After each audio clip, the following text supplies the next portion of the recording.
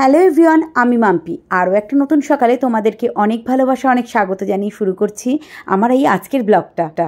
তো কেমন আছো তোমরা সবাই? আশা করছি আমার মতো তোমরা প্রত্যেকেই খুব খুব খুব ভালো আছো। লোকনাথ পুজোর পরের দিন সকালবেলা আজকে, আর এখন ঘড়িতে সময় বাজে ওই 10টা মতো। যদিও আমরা কিন্তু প্রত্যেকেই 9টা সাড়ে 9টা নাগাদ ঘুম থেকে উঠেছি, যেহেতু কালকে রাত্রে শুতে শুতে প্রায় 2টো আড়াইটা বেজে গিয়েছিল। এর আগে তোমরা দেখলে আমার বৌদি চা বানাচ্ছিল, আসলে ও লিকার চাটা বানিয়েছে। আর দেখো বাড়িতে এতগুলো মানুষ রয়েছে, তার মধ্যে কেউ লিকার চা খাবে, কেউ দুধ চা খাবে, আমি যেরকম অ্যাফ্রেশ খাবো, মানে 3-4 রকমের চা হচ্ছে বাড়িতে। আমার এই ননদ, যার সাথে আমি এখন গল্প করতে করতে চাটা বানাচ্ছি, এই ননদ, তা আরও একটা ননদের ছেলে মেয়ে, ওরা কিন্তু দুধ চা ছাড়া খায় না, তাই বললো মামি তুমি চাটা বানাও। তাই এখন আমি চা বানাচ্ছি আর এই ননদের সাথে ভীষণ ইয়ার্কি মারছি, বলছি দুধ নেই বাড়িতে। ও কিন্তু আমার সাথে খুব রাগারাগি করছিল। আসলে এই চা বানাতে বানাতে চলছিল আমাদের বাড়িতে বিশাল আড্ডা। গতকাল রাতে কে কীরকমভাবে নাচছিল সেটা নিয়েও কিন্তু ভীষণ হাসাহাসি হচ্ছিল।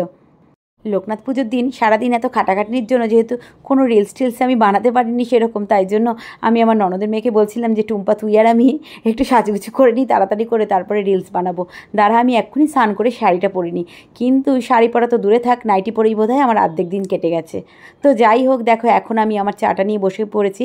এটা কিন্তু চা নয়, আমি যেই অ্যাফ্রেশটা খাই, তোমাদের তো আর একটা কথা শেয়ারই করা হয়নি।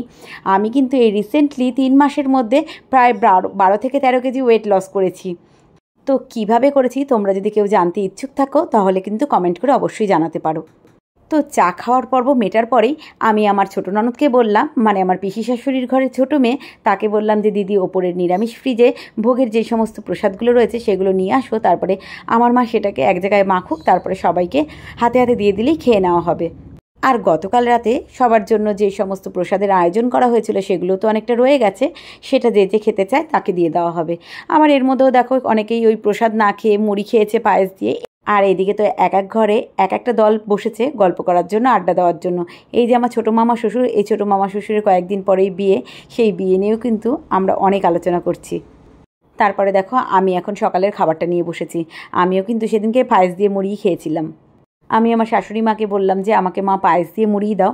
জানো তো আমি এত কাজ করতে ভালোবাসলেও কিন্তু নিজের খাবারটা না আমার বেড়ে খেতে কখনোই ভালো লাগে না। আর একা একা খাবার তো আমি কখনো খেতেই পারি না, ওই জন্য আমি সব লোকের মাঝখানেই সবসময় খেতে বসি। এমনকি মানে আমার ধরো স্নান যদি কোনো দিন দেরি করেও হয়, তবুও সবার সাথে খাওয়ার জন্য আমি কিন্তু খাবারটা আগে খেয়ে নিই। তো দেখতেই পারলে বাড়ির সবাই একসাথে বসে খাচ্ছি আর ভীষণ মজা হচ্ছে, মজা করে করেই খাচ্ছি। আমার হাজব্যান্ডও খেয়ে নিয়েছিল এর মধ্যেই। আর আমার হাজব্যান্ড কী খেলো, ও বোধহয় ওই পোলাও খেয়েছিল। তো যাই হোক, এরপরে দেখো আমাদের পরের দিনে মানে লোকনাথ পুজোর পরের দিন যে রান্নাটা হবে, মানে দুপুরে সব লোকজন এখনও তো বাড়িতে 30 জনের মতো প্রায় আছেই।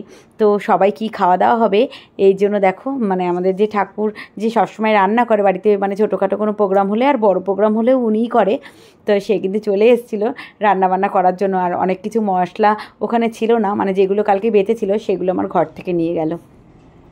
আর সকালে আমার হাজব্যান্ড, মামা শ্বশুর, তারপরে আমাদের দোকানের একটা কর্মচারী, এরা সবাই মিলে গিয়েছিল হচ্ছে বাজার করতে। বাজার থেকে আজকে কী আনলো, মুরগির মাংস এনেছে আর কাতলা মাছ, এটাই মেন রান্না হবে। আর তার সাথে ডাল, আলু ভাজা, চাটনি, স্যালাড এগুলো তো থাকেই। তো এগুলোই রান্না হবে।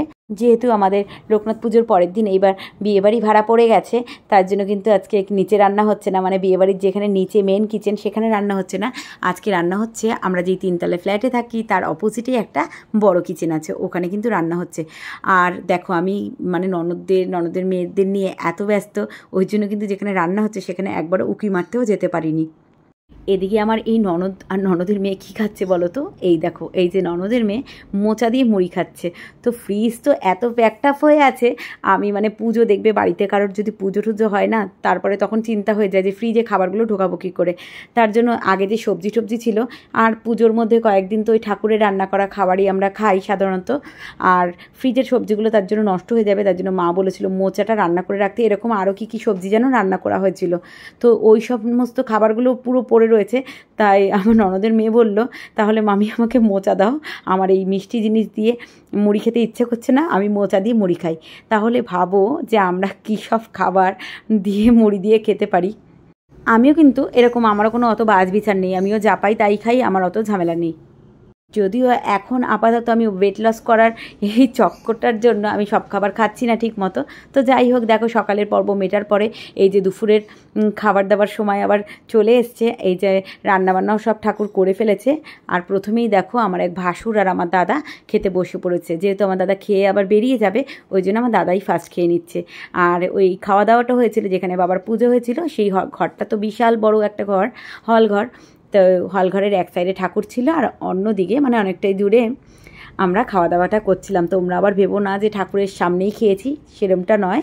এটা একটা বিশাল বড় জায়গা, মানে বিয়েবাড়ির হল ঘর যেরকম হয় সেরকম একটা বড় জায়গা। তো প্রথমে তো আমার হাজবেন্ড, দাদা সবাইকে দেখলেই ওরা বসে গেছিলো খেতে। আর তারপরে বাড়ির অন্যান্য লোকরা বসে পড়েছিল খেতে। আর সবার লাস্টে বসেছিলাম আমি, আমার শাশুড়ি মা, আমার মা, এরা সবাই লাস্টে বসেছিলাম। তো রান্নাটার তো শিবুদা ভীষণ ভালো রান্না করেছিল। আর শিবুদার রান্নার কথা কি বলবো, আমাদের বাড়িতে তো সবসময় শিবুদাই রান্না করে। আর দেখো আমরা সবসময় নিজেদের হাতে রান্না করা খাবার খাই। যদি কেউ আমাদের একটু তুলে খাবার রান্না করে দেয়, সেটা তো আমাদের অনেক বেশি ভালো লাগে, তাই না? তো তারপরে তো বিকেলবেলা সবাই একে একে চলে যাবে। আর এই যে দেখো, আমি দুপুরবেলা খাওয়া দাওয়ার আগেই শাড়িটা পরেছিলাম, পরে কয়েকটা রিলস বানিয়েছিলাম ননদের মেয়ের সাথে। এর মধ্যে 2-3টে ননদ বাড়ি দিয়ে চলেও গেছে, মনটা খুব খারাপ লাগছে। আর দেখো আমার বৌদি, মা, মণিমা রয়েছে, সবার জন্য এখন চা বসিয়ে দিয়েছিলাম। তারপরে একবারে চলে এসেছিলাম। এখন রাত্রি বাজে কটা বলো তো? এখন রাত্রি বাজে 11টা। তো দেখো আমার মা শাড়িটা আমার একটা কিছু মনে হয় লাগিয়ে দিয়েছিলাম। ও কী লাগিয়েছিলাম বলো তো?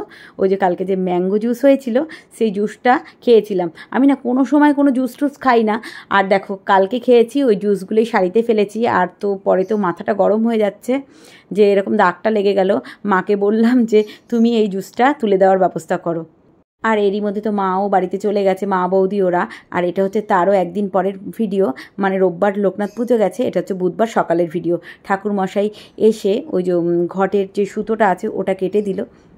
আজকের মতো ভিডিওটা এই পর্যন্তই। ভিডিওটা ভালো লাগলে শেয়ার করো। আবার দেখা হচ্ছে পরের ব্লগে।